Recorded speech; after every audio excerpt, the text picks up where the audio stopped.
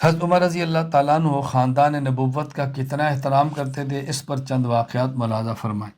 امام ابو عبداللہ محمد بن سعد بن منی الہاشمی رحمہ اللہ وفات 230 ہجری الطبقات الکبریٰ میں نقل کرتے ہیں، حضرت عائشہ رضی اللہ عنہ فرماتی ہیں کان عمر بن الخطاب یرسل الینا اللہ اکبر باحذائنا حتی من الرؤوس والاکارع، جب کوئی جانور ذبح کرتے عمر تو ہمارا حصہ ہمارے پاس بھیجتے، اللہ اکبر، فرمایا حتیٰ کہ سر اور پائے سے بھی ہمیں حصہ دیتے۔ حضرت عمر کو جانور ذبح فرماتے تو حضرت عائشہ فرماتی ہے ازواج مطہرات کا حصہ ان کو دیتے،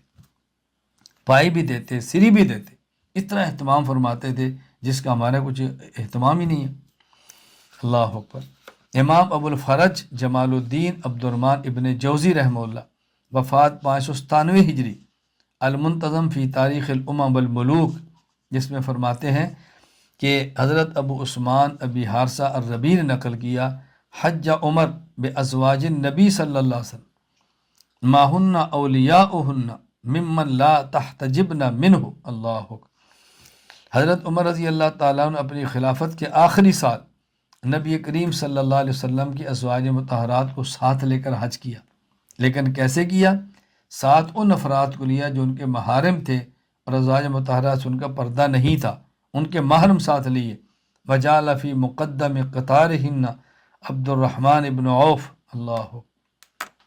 عبد الرحمن ابن عوف، وفی مؤخر ہی عثمان ابن عفان۔ آپ نے جو لائن تھی، اونٹوں کی قطار تھی جس پہ سوار تھی، تو آپ نے سب سے آگے عبد الرحمن بن عوف کو کیا اور سب سے پیچھے عثمان بن عفان کو کیا۔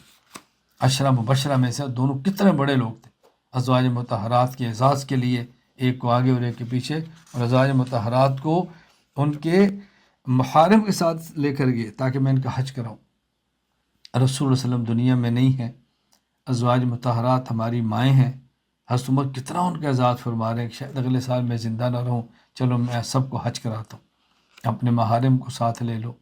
حضرت عثمان کو پیچھے، عبد الرحمن بن عوف کو آگے، ایوں اونٹوں کی قطار کے اندر لے کر گئے۔ پتہ ہے کس قدر احترام تھا ازواج مطہرات امہات المومنین کا رضی اللہ تعالیٰ عنہن۔